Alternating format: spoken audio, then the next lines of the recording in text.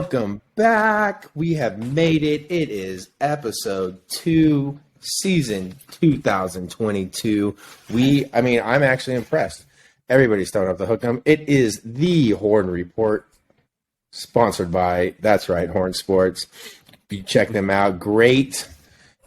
I don't want to say fan base. What would you call that? A community? What do they call those these days? Community. Yeah, it's a good word. Is it a community? I think community is a good word. That's right. Not a lot of attacking like some of these other ones. Not a lot of clickbait. I'm not going to call out any of the other ones that maybe just start with like an initial, maybe 2 initials. You know who you are. You know who you are. Not get it together. Yeah, we're back. JP, Landon, how are my guys? How's your week going? We're gonna jump right into it here in a second. But how are we doing? Like, are you hungover from the win? Are we focused on Iowa State? Where are we at? Recovering from the euphoria of the butt whooping that occurred at the what do they call it? The State Fair street fight at the Cotton Bowl. It was a rather one-sided affair at that, but yeah, feeling good, man. Life's great after a win like that. Yeah, I wouldn't call that a fight. That was more just a beat down. Just a beat unfair. down. Yeah. Unfair. But feeling good. Yeah, I like that. I think Landon probably can agree here, but the athleteness is like, all right, well, that was great. And then what's next game? So on to the next, baby. That's right. Weekend. Yeah, super excited for this upcoming weekend. Well, yes, I'm definitely drinking my 2% sugar seltzer. So shout out to the possible sponsor. I don't know if we're allowed to say it, but it's a White Claw. You know, if you want to sponsor us, we're a big fan of the refresher. But no free shout out, so let's make it official. White Claw. Yeah. Listen, we've got viewers, okay? We've got viewers. All right. Let's just get right into it, guys. All right, so you guys went to the game, right? I was here in Asheville, North Carolina, just walking up and down for the first quarter, and then I could actually sit down because I wasn't too worried about it. Give me your experience, right? As far as when it started to when you knew oh, we've got this in the bag, right? And at what point were you you know what? I think I can probably leave, but I should probably stay. Yeah. Go ahead, Landon.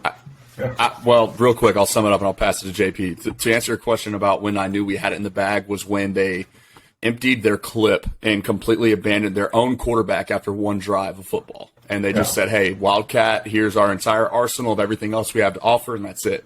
And then after that, they had a little bit of success doing so, right?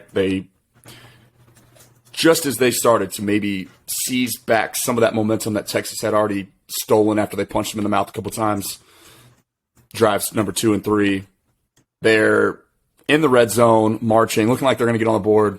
And then, bam, Wildcat quarterback throws a pick to Jahdae Barron. And from that moment on, there was no fight left on that OU sideline.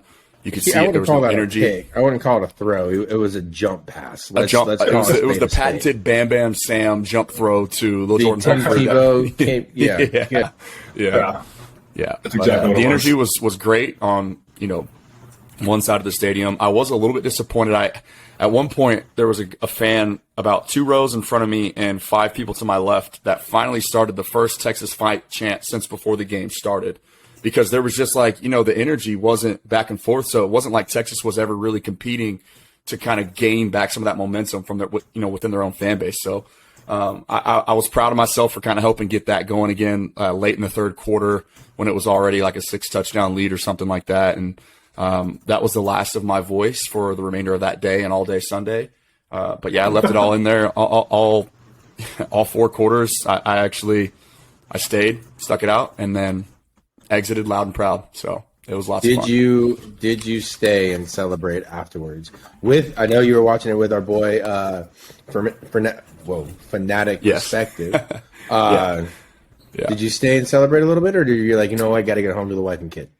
So it was okay. 2 minutes left in the fourth quarter. I was in section 17. I sprinted all the way back up, walked all the way, one row or one aisle over basically to section 16, and then all the way down to the front where Steven, Texas Homer, and Nino were all sitting. I could actually see them. It was pretty cool. So every time something cool would happen, I'd just throw my horns up at them and they'd look back and find me. That was awesome. But I went to basically just go shake up with them, catch up, and then, like you said, had to go find the wife and the baby. Good so for it's you, always an adventure buddy. trying Were to get they out there? of there. Were they there, or did They were? No, Yeah. that's Yeah. crazy. Okay, JP. Now let me ask you. I saw Kobe Boyce got on the field, and he doesn't they were play there. for them I anymore. don't know what happened. We might have just lost Mike, but We he'll be back. got a frozen Mike. There's Mike. Mike's back. Yeah, frozen Mike. But yeah, JP, Yeah, what frozen did you Mike. think about the energy and the atmosphere and all that stuff, man? I mean, I know you were there too. We didn't get to catch up, but what are your thoughts? No, for sure. Yeah, no, well said about the when you thought the game was over.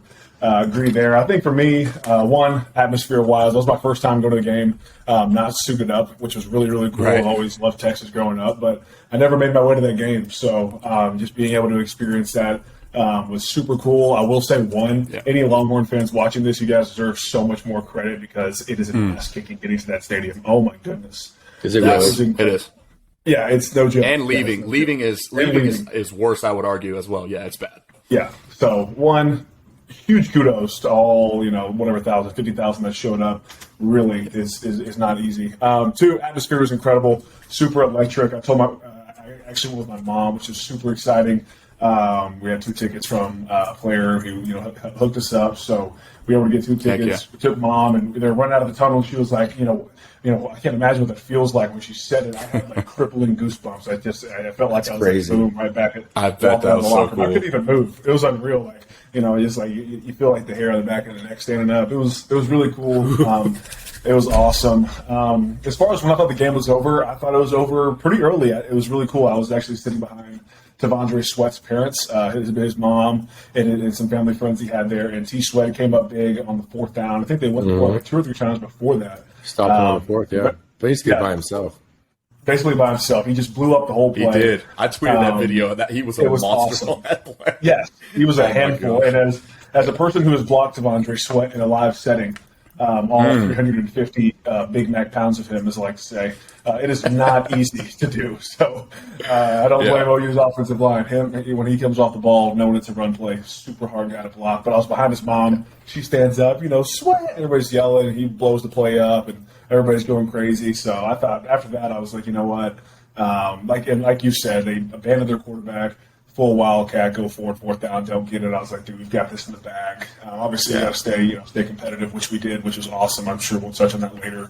Putting the full throttle down on them, but atmosphere incredible. Got to experience with my mom even better. And then the 4th down stop, 100%. Did you get to go down onto the field? I saw like Kobe Boyce, who used to play. Didn't see Kobe Boyce. Yeah, no, I didn't. Did you get to go on the there? field. Yeah, I didn't get the cool guy passes. I'm gonna have to talk to Del Conte about that. Hey, I'm gonna let him know. I'm like, I'm a Longhorn legend to some. So, Yeah, that's right. I played a couple words. I mean, I know Kobe. Kobe's a good guy. Kobe's awesome. Yeah, He's a great dude. yeah, he's a good kid. Good for him that he got to go and check that out too. Man, now that thing, it was great to watch. I remember we were sitting on the couch and my wife kind of looked over at me. Now, my wife used to date an Oklahoma guy, so she's been to that game, but on the Other side, the dark side, right? Mm-hmm. And she's like, "Man, are they really that bad?" And I was like, Yes. That and Texas is really that good. Quinn Ewers is amazing. Yeah. We're going to dive into some of his plays in the second segment and really get into some of the throws where I'm sure you guys were just like, "What in the hell was that?" So we'll dive into that here on the other side, and we'll be right back. And we are back. We are back, ladies and gentlemen. Ladies and gentlemen, hook 'em horns. Let's shout out Horn Sports. Again, go check them out. It's free to sign up, guys. You can go in there, get stats, get the news, see who's starting. They've got some great content people on Twitter. Aaron Carrera, the owner of that, does a great job. Go over there and join the community. It's great. And you get to hang out with us.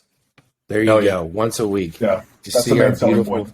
beautiful faces. If I adjust my screen enough, it might look like it's coming down at me. There it is. There's the jawline. So good to go. Okay, let's do it.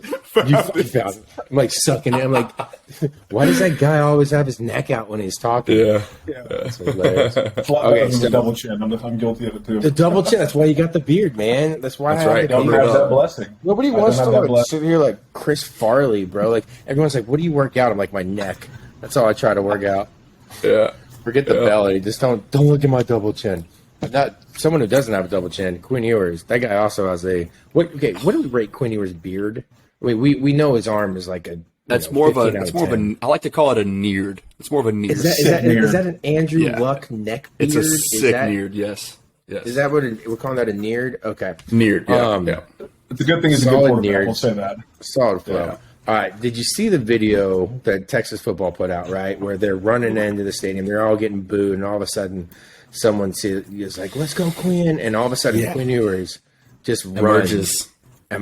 He's running across and turns around and like looks to his right and sees like Oklahoma and like all the boos and looks. You can see him like taking it in, throwing up the horns, because like when you see him talk and you see him like interact, you're like, man, are you like excited right now? You're so like level keel, dude. Like, and you saw Whittington sit there and talk about it over the weekend. Like, man, when you go into war, like that's who you want, right? Like, it was him or you want the calm, bro. He's like, he's so calm. So, all right, let's talk about the throws. Tell me your top 2 throws. He had a ton of them. Tell me the top 2 throws you love seeing and like your thought of him coming back. JP, I'm gonna start with you this time. Cool. Yeah, absolutely. I think the number 1 throw I'll have to go with. I'm not a huge quarterback guy myself, but anybody with 2 eyes can tell it was an elite pass. Was JT Sanders up the seam. I think off the right hash going in, second touchdown. Huge throw. I didn't realize how big of a throw that was until they put the aerial goal line view, and you kind of see what he's throwing into from his point of view. Very elite throw. There's guys on Sundays that aren't going to make that throw. So I thought that was pretty elite.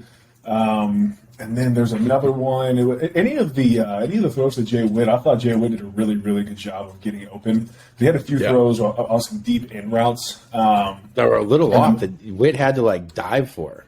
It was great. But the thing was, if you look at where the defense was, Quinn, being Quinn, with an elite arm that he has, he put the ball literally only where our guys could get it all of Saturday. And I thought some of the throws to Whittington, specifically the diving catch, could he put it a little bit better? Yeah, but I think in the situation, it was also either second and long or third and long.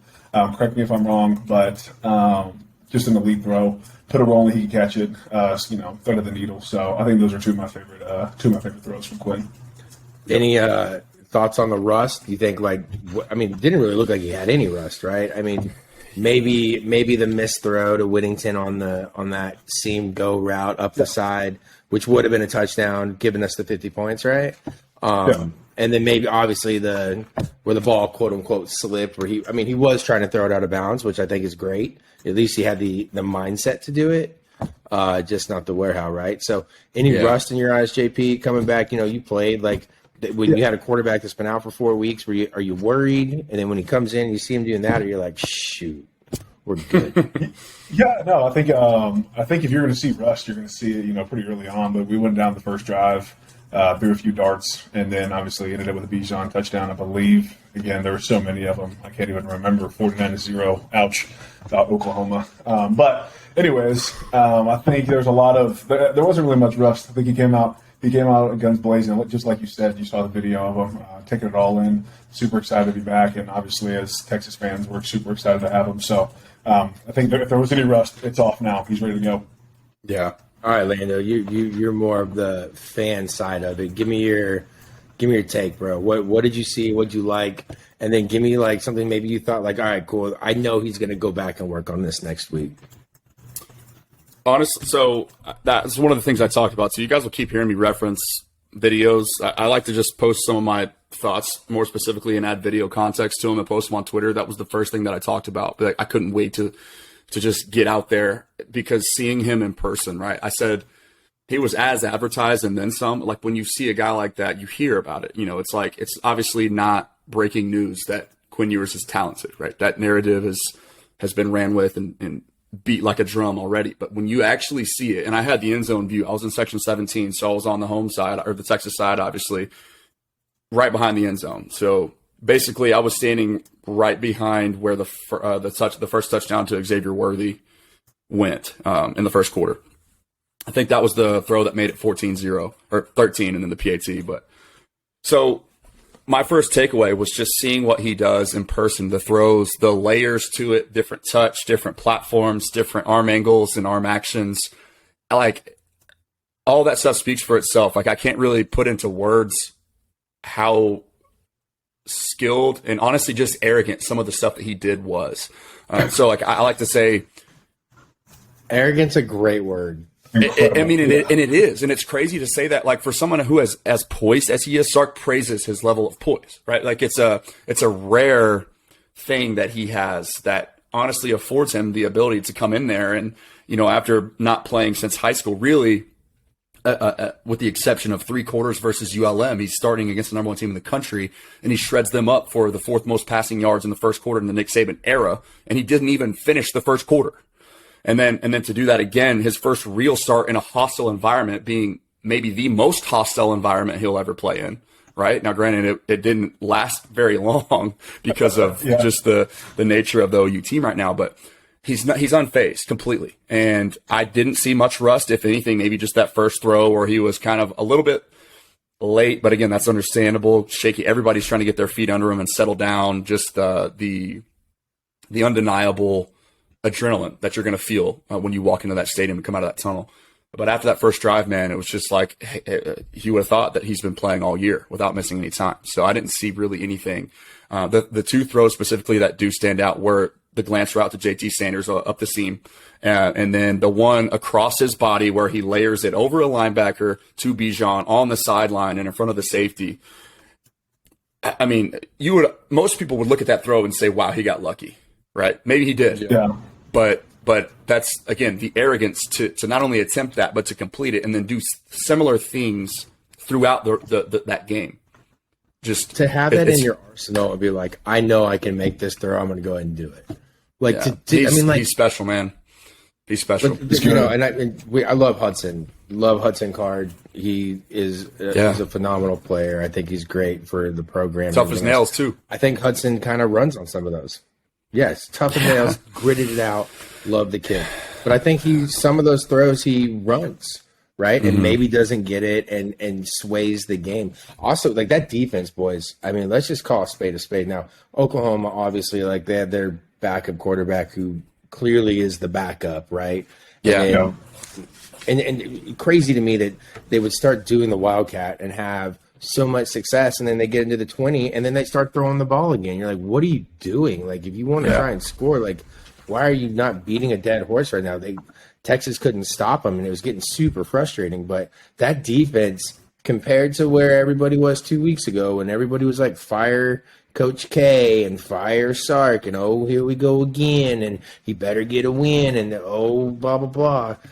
I didn't hear any chirping. When they won 49-0 over Oklahoma, and I sure as heck didn't see anybody be like, my bad, hands up, my bad, I apologize, I jumped the gun. Because the trajectory, if you look at it, is up. It's up. It's like JP when he's throwing up benches, man. I mean, like, throwing up 250. Like, he's building it up, baby. He's building it up. So, like, give the guy some props and give him some time. And then, I mean, Superman on your chest, JP. They see the Longhorn on there. Like, it is what it is. So I think that defense, like, we'll speak on that real quick before we go into what we want to look at here coming up at Iowa State, big game.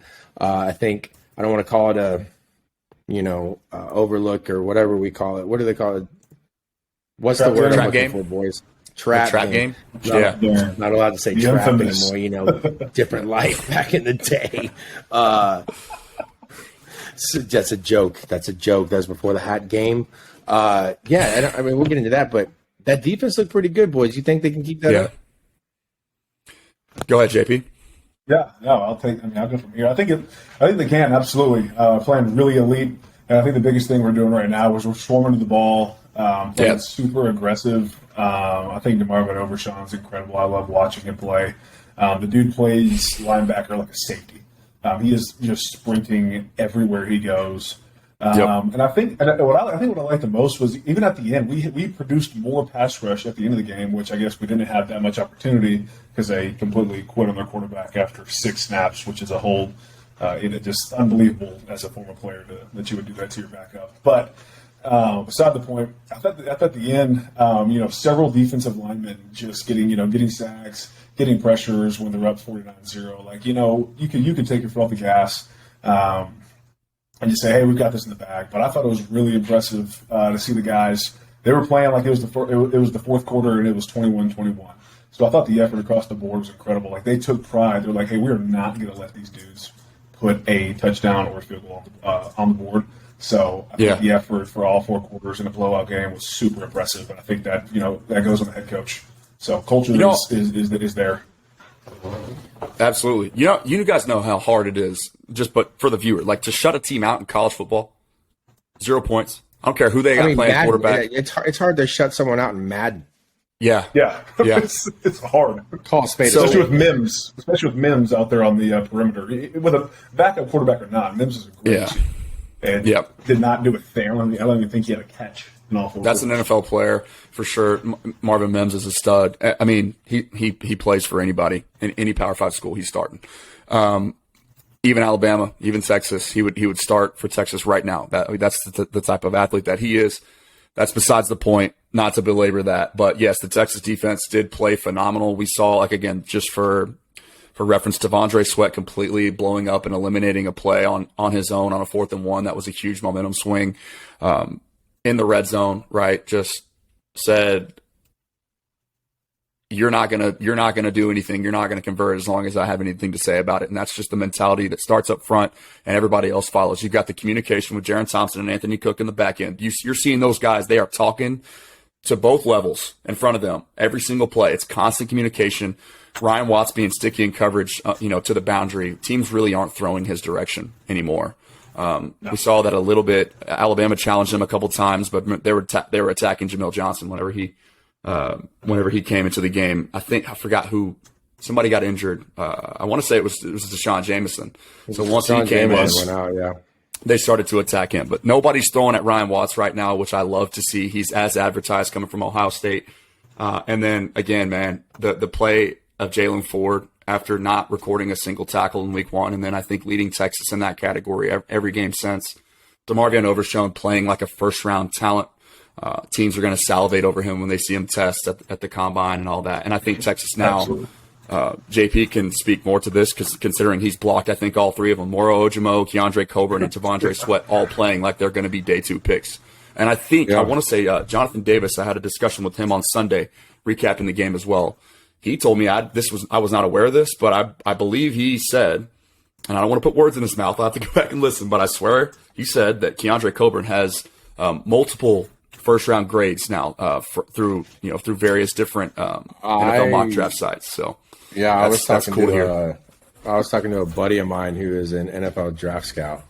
Yeah, and he was like, Coburn's playing himself into the first round. He's got to keep it up, but definitely was wise of him to come back. Yeah, right? absolutely. Day 2 for sure.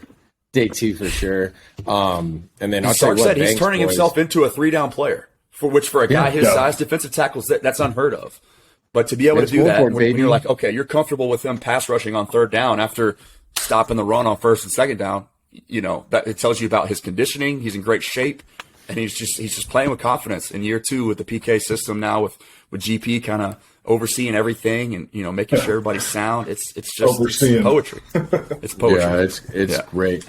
I think I think that defense is stout. I think all 3 facets of the game. I'm going to be interested once we start talking about Iowa State coming in here in segment 3, what that's going to look like.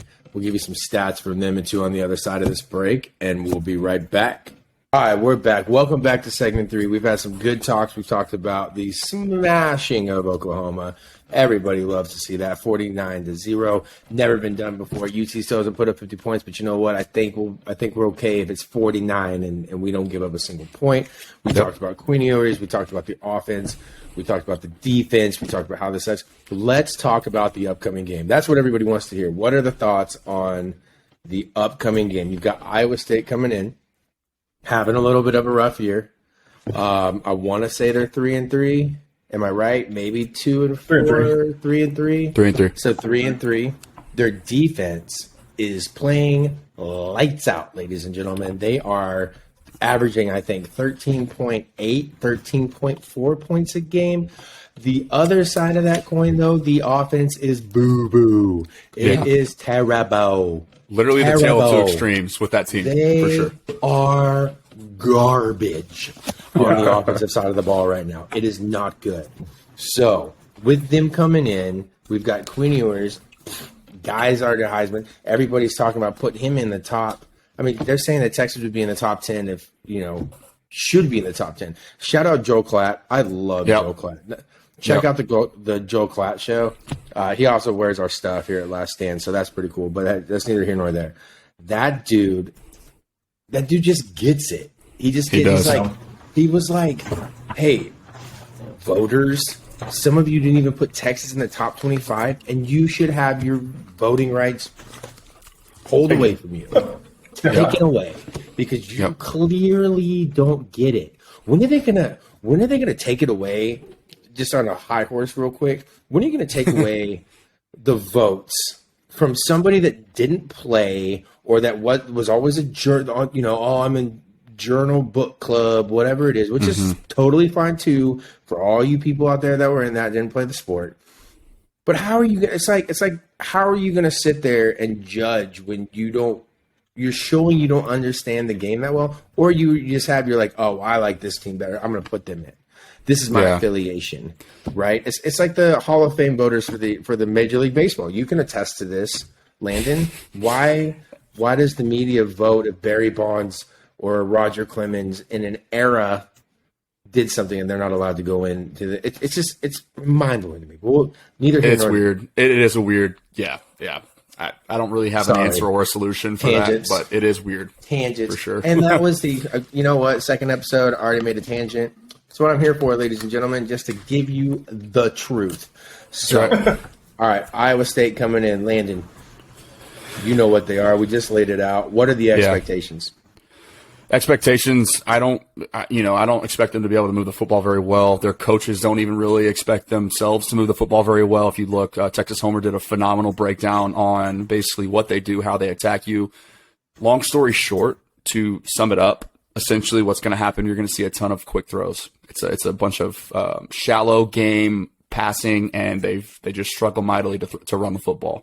So, I would be shocked if their offensive personnel and coaching staff weren't paying very close attention to the way that OU was able to get something established with their Wildcat formation. Even if you don't really have that as a part of your identity, you can install that in a week and say, hey, this is kind of what we're going to try and do to get something going. Hunter Deckers is their quarterback. He's a left-handed quarterback, which is already weird for me anyways. I don't love it. It's always just going to look funky. But you can kind of tell, like watching him play the 2 games that I've seen him play right now, he just looks like he doesn't really feel pressure very well yet. And he's still young, redshirt sophomore. So time to grow and develop, which I'm sure he will. I'm not going to try and take any of that away from him because I know how it is as an athlete, right? You're always learning, you're always growing.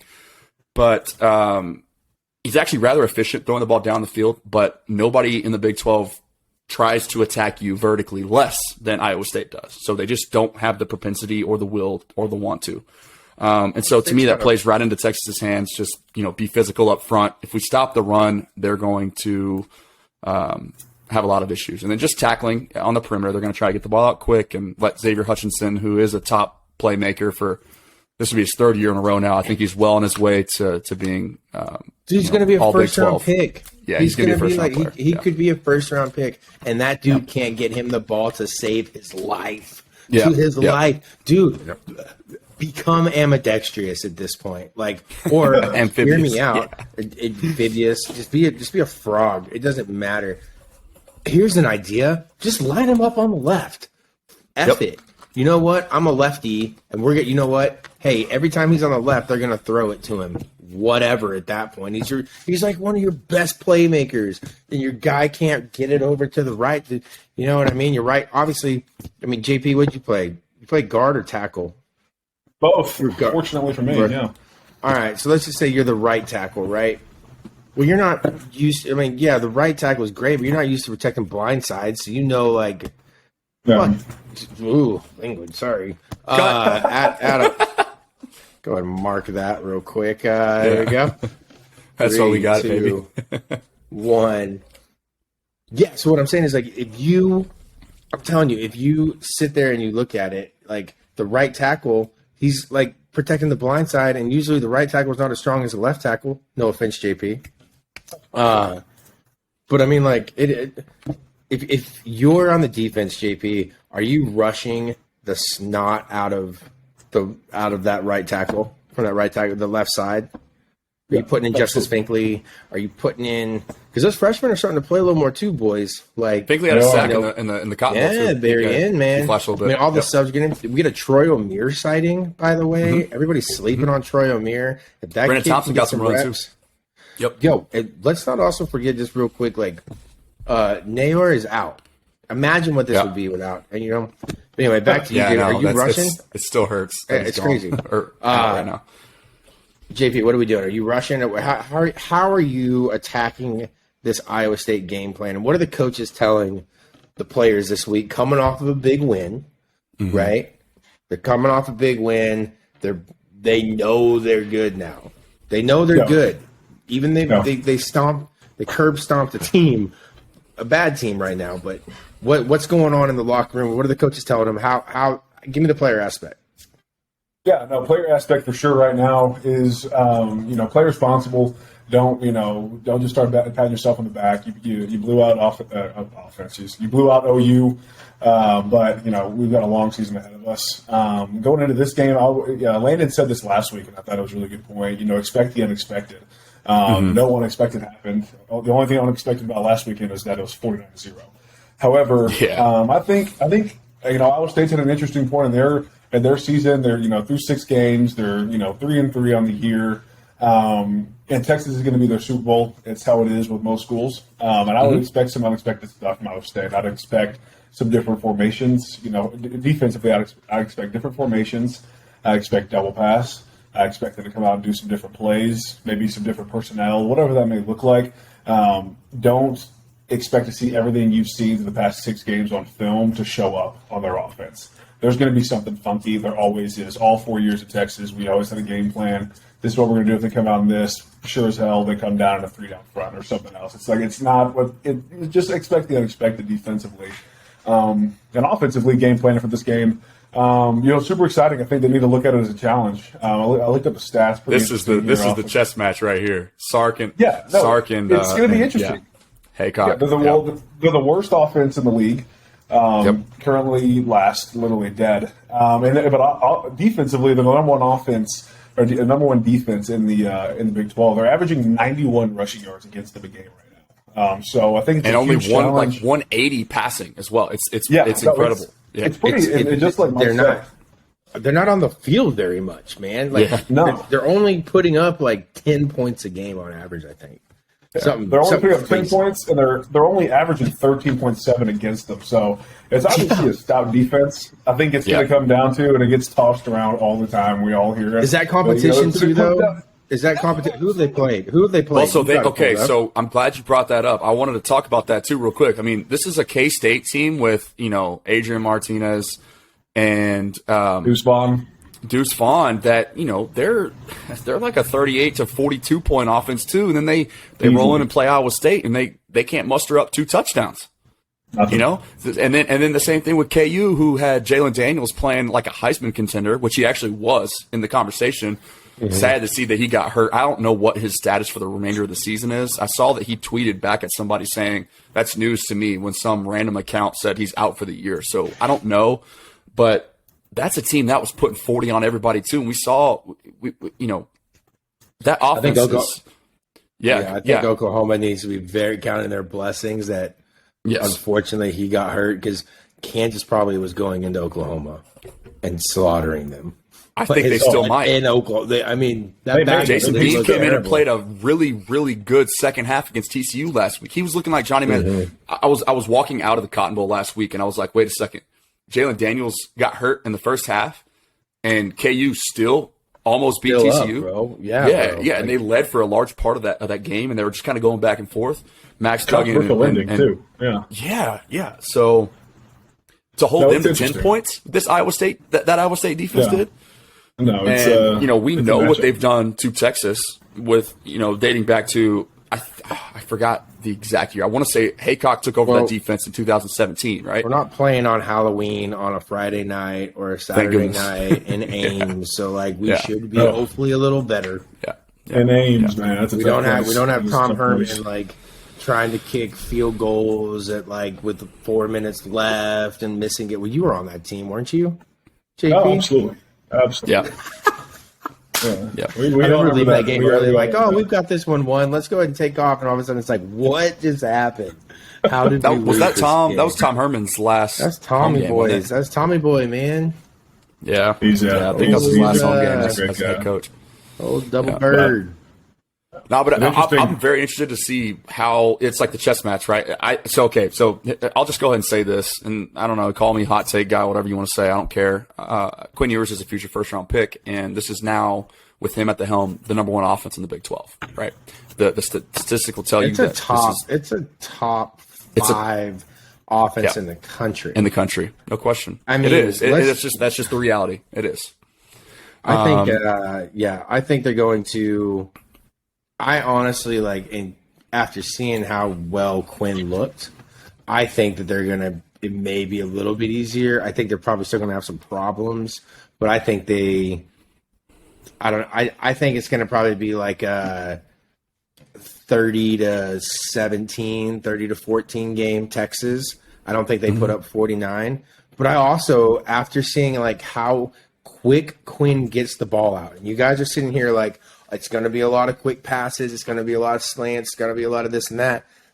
How fast he gets that ball out and with a flick, boys, with a flick. It's not like it. I mean, it's not like he's trying to put it. I'm sure he is, but I mean, it doesn't look like he's putting in any effort. So, I mean, I'm calling 30-17 is going to be my final score. Give me your scores. Yeah.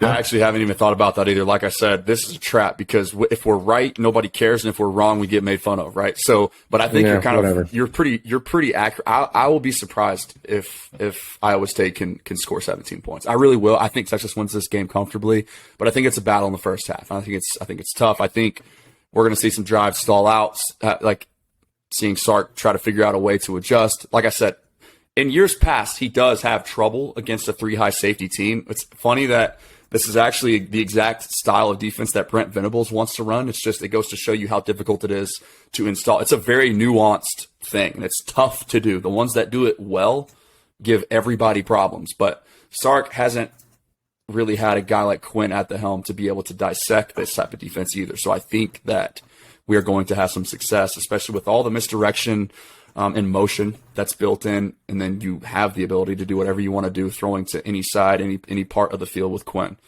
It gives you a lot of flexibility. So again, the chess match is going to be fun. I'm very excited. Give me your score. To see. Quit dancing around. Give me your score.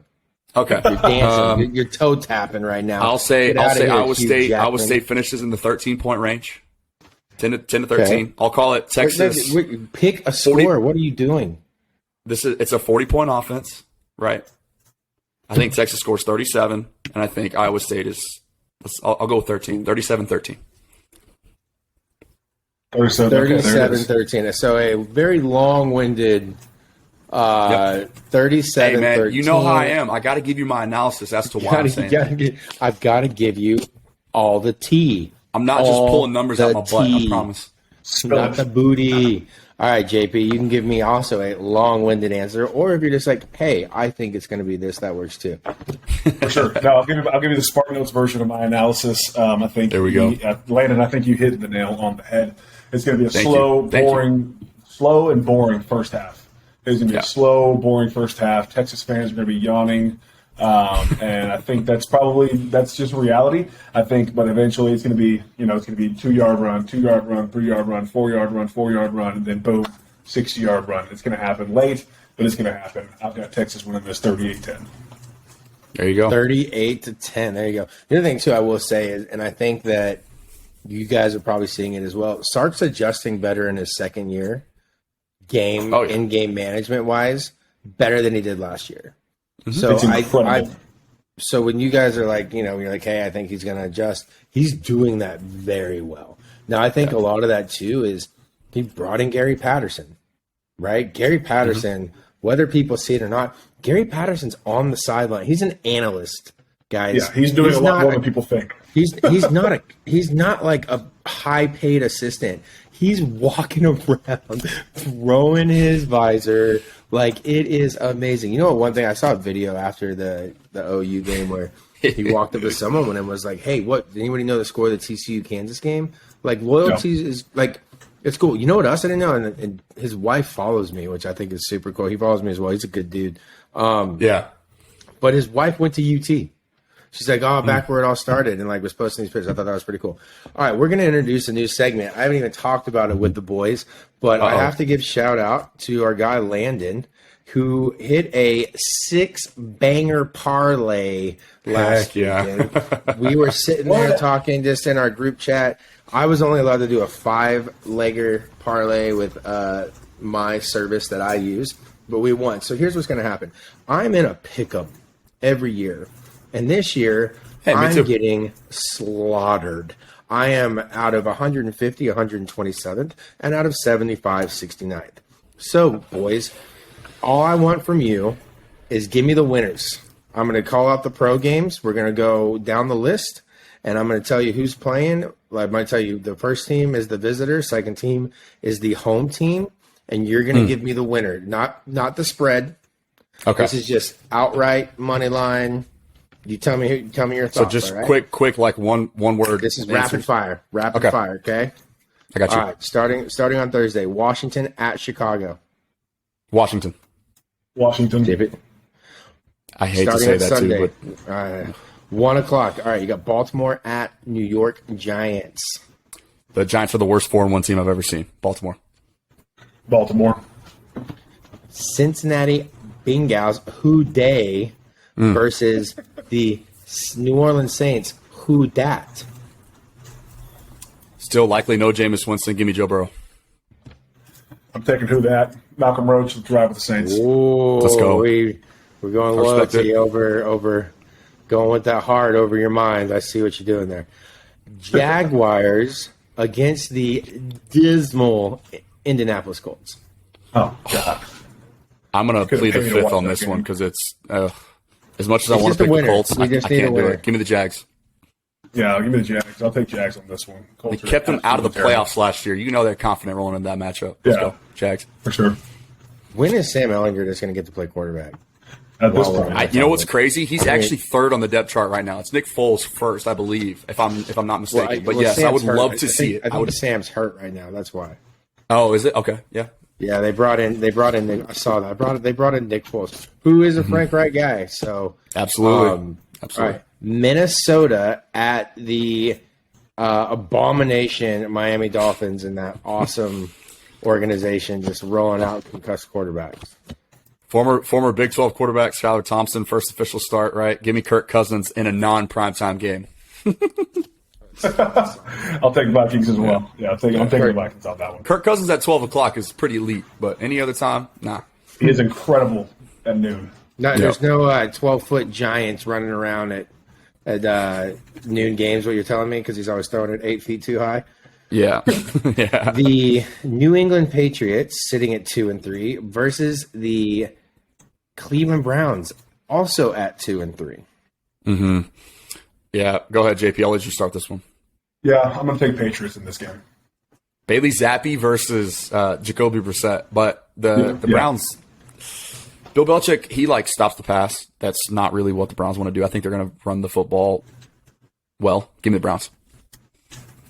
The next up, the New York Jets and their quarterback, who is now apparently going after Giselle, versus the Green Bay Packers, coming off a terrible loss in London. Love, I'm from London. You sound like you're from London. Name that movie. Name that movie. I have no idea. I'm not a movie buff. I'm not the part. Oh my gosh, my guys! You sound like you're from London. Forgetting Sarah Marshall. Nobody. You've never seen Forgetting Sarah Marshall? No. Go watch it. Where he's like, okay, I'll watch it tonight. When they're surfing, and he's like, "Oi," and he's like, "You sound like you're from London." Yep. Okay, yeah. Best line. Yes. But Landon, go watch the damn movie. All right. I got you. Jets at Packers. Give me A-Rod. I'm taking Packers. Yeah, I can't imagine. I think we're going to see the best version of Aaron Rodgers on Sunday. No question in my mind. Okay. In Aaron Rodgers fashion. Yeah. Jimmy G and his San Francisco 49ers traveling all the way from the West Coast over to the East Coast, visiting the Atlanta Dirty Bird Falcons. Yeah, Jimmy G's a Can you winner. actually, real quick, can you tell me the line on that? I'm curious. I do not You have have the it? lines on me. These are just straight picks, sir. Okay, This is a non-gambling. Also, bet responsibly. If you I'm do as that I'm as Kyle Shanahan of a homer as they possibly come, the former Longhorn himself. So I'll take the Niners. I think they're actually NFC contenders again this year with Jimmy G. So Yeah, give me the Niners. I will never bet against Jimmy G. yeah, Speaking of quarterbacks, did you hear the rumor of why Tom Brady stepped away? I've heard a Facial lot of different reconstruction. rumors. The new Yeah. one is facial reconstruction. If you look Yeah. at his face now, before they said that he had some work done. Also, hopefully him and Giselle can work it out. Divorce is never a good thing. Stay together for the kids. Make it work. Just That's kidding. right. If you're not happy, it's okay to leave. You guys can figure it out. Tampa Bay. Don't be my parents. Tampa Bay at the Steelers. I think that's pretty. That's for a conclusion. These Steelers are the bottom of the barrel, right? There's no way Kenny Trill is gonna beat the GOAT. Yeah, Their offensive the line Patriots just here. doesn't Yeah. give anybody any help. They have lots of weapons, and I'm actually liking what they have right now with Kenny Two Gloves. But yeah, no, I'm not going to take them in that game. I like the Bucks. Give me the Bucks. The Arizona Cardinals, the Battle of the Birds. The Arizona Cardinals traveling to the Seattle Seahawks. Cacaw. Give me the Seahawks. Which Cacaw I think Geno wins? Smith is playing awesome. I'm going Geno Smith. He's playing incredible Geno football right Smith. now. Two, I like the two, and Seahawks, three too. teams. We're taking the Seahawks. 43% of America is taking them. The Carolina Panthers, who are fresh off firing their defensive coordinator and their head coach, which their head coach will probably wind up at Nebraska, Arizona State. He's landing You know on. what's coming. Do you know how much they're paying him not to coach? I Is know, it- but was I'd it be 18 curious to mil? know. Could you take a guess? I think it's 18. Is it 18? No. A year? Buyouts are always crazy. More than that. Is it 30? I want to say 30. I don't know why. I'm making these numbers Closer, up. warmer. I heard it was $40 More than million. 30? Heard it was Wait, right that was around his- 40. That was his buyout.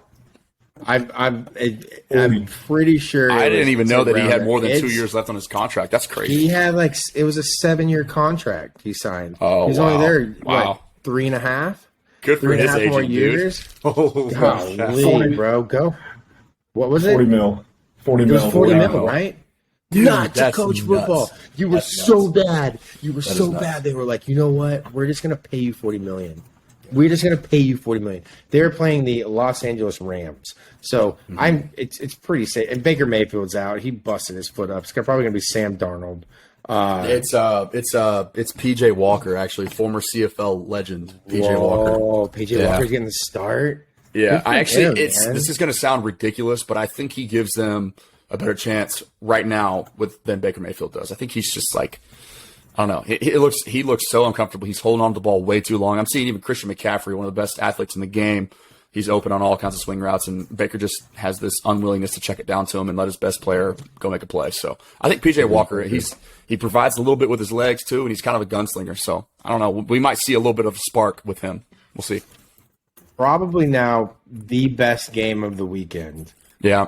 425, the Buffalo Bills traveling to the Kansas City Chiefs. Yep. I mean, why? If this was a flex game, this is definitely flex to like Monday night. Yeah. I wish. Or God, could they just start flexes in the beginning of the year? Just be like, look, we're just going to immediately flex. Yeah. Your team's boo-boo. The We're Broncos just have gonna- another one. We get to watch Russell Wilson on a primetime game again. Yeah. The On media Monday. loves him, 4 man. They love primetime him. games. They love him. All right, who are Yeah. you going with? Buffalo or Kansas City at home? That's actually so tough. It's literally a pick 'em. If I had to It's guess, tough. It's crazy. Mahomes is still the best quarterback in that game. I know that's not the sexy thing to say right now, but he is. It's the truth. Give me the Chiefs at home, I guess. If I have, I'll side with the home team. And that's it. Like, I literally don't have any other point to make. Yeah, no, I couldn't agree more. I think he's the best so tough. in that game. But I'm going Stephon Diggs in a huge game. Give me the Bills. He's going the Bills. 65% of America thinks the Bills are going to win that game. The Sunday night game, the battle of the dirty NFC East, the amazing, gritty, biggest brand in America and the world, the Dallas Cowboys, going up to play the dirtiest, trashiest, clownest, just don't take your mother to the game, just don't even brotherly love my ass, Philadelphia Eagles. I mean, their mascot looks like it's just a bottle cap opener while I'm looking at it. Nobody wants. You're not even a real eagle. You're green. You made up clown. Gosh. Cooper Rush starting. Cooper Rush has announced that they announced Cooper Rush is probably going to start that game. Yeah, Dak's not going to play. So, Skip Bayless is having a fucking cut. Let's go ahead and keep going there. Skip Bayless is having a fantastic time, just annihilating Dak. He's such a douche. All right, who you got, Cowboys or the Eagles? Go ahead, JP. Yeah, no. Gut instinct wants me to say Eagles, but I'm gonna go with the Cowboys here. I think they've been tough, they've been gritty. I think they're gonna give Jalen Hurts some problems. Are you a Cowboys fan, JP? I'm probably the worst person to talk NFL with, actually. But I do choose the Cowboys. I like them to win. I wouldn't say I'm a diehard, but I'm taking the Cowboys in this. I think Michael Parsons is going to just absolutely disrupt Jalen Hurts. He's got a messed up groin right now, though. So like they're seeing. I'll let you go ahead. I mean, for those that don't know, Landon's he's a homer. Let's just call it. His last name is Simpson. I'm a fan. Hey, I've got some receipts, and my best friend is an Eagles fan. I actually, when Tyron Smith went down, I told him the Eagles are going to win the division. I was a big believer in them. I love their defense. They're absolutely loaded in the trenches with Fletcher Cox and Javon Hargrave and Jordan Davis, and they got Hassan Reddick now in free agency, who's been a menace off the edge. My big thing is it's strength on strength. Philly's offensive line is far and away the best unit in the entire National Football League, and as far as I'm concerned, there's not a close second. So and I think the Cowboys have the best pass rush, the best front seven in football. So it's literally best on best, and that's going to be phenomenal to watch. The key, though, is the health of Micah Parsons. How healthy, how banged up is he? Also, Philly's left tackle, arguably the best in football, Jordan Mailata, is also banged up. He exited 2 weeks ago, missed last Sunday. So he's up in the air, questionable. I'd say his availability is probably 50%. If he doesn't play, I think the Cowboys win this game. If he does play, I think just that environment, the nastiest fan base in football, really. Even Sarkisian said that himself, like when he was with the Falcons, playing in Philly was the craziest place he's ever had to play. Probably too much for Cooper Rush. I don't think the Cowboys are capable of scoring really more than 20 points anyways. So going to be a dogfight. But if Mailata plays, I like the Eagles. So you're taking the Eagles? Yes. You can't have like an exit strategy. It's just we're going to take the Eagles. I'm with you on that. Yeah, I like the Eagles. And I love you, Landon. You're so much fun. So the Eagles. Okay, great. Yeah. Last but not least, Let's Ride. Did anybody see Russell Wilson's exit interview after that? This quarterback, where he goes, so sad. He's like walking away, and he's like, "Whispers, Bronco Country." And he's like tries to walk back. He's like, "Let's ride," and like goes back. Oh, it feels so fake and forced, dude. It's painful to watch. Let's ride, it's bad ball. Let's ride. It's bad. And he's my fantasy quarterback, so I've got a lot of hate. What an idiot! You're such an idiot. What is wrong with you? Him and Justin Fields have the same amount of points. You drafted Justin Fields too? God, I wish I was No. My friend does. I don't have Justin Fields. But, look, Justin my God! They don't even let him throw the ball more than 10 times a game. I wish they would. He'd actually be. I wish they would. Yeah, yeah. We're all going the Chargers, right? We're not even. Yeah, Chargers going the for Chargers. sure. No question. They win that game comfortably. Coach is over here like, oh yeah, I got the go for it on on fourth down there. Like, dude, you're the head coach. What do you mean you got? He sticks that's to like his guns. That's like, I mean, like, unless you're married at home, like, we all get to go from our girls, right? But I mean, like, hey, babe, can I go do this? Like, oh yeah, I got to go. I could go do the podcast tonight. So, all right. You know what I mean? Let's go. That's a fun our new segment. I like segment. that. That's fun though. I think we're gonna do that every week. We'll just sit here and say, you know, who we think will win this and that. Make sure you follow Lando on all socials. The Lando Show. JP, tell him your socials because I think if it's anything like your email, it's probably extremely long, and I'm just not gonna remember it. It's not. It's just JP Urquidez on Instagram, and then JP Spell it. OT 2016 on Twitter. How do you 2016 on Twitter? Yeah, I haven't updated my Twitter since I was in recruiting, or your resume, or your email. My resume is beautiful, actually. That's fantastic. How do they spell that? Is that ENCHLANEA? Is that how they spell JP? Your Enchilada 2016 at twitter.com. Hey, we like to have fun on this show, man. Y'all gotta stay with us here.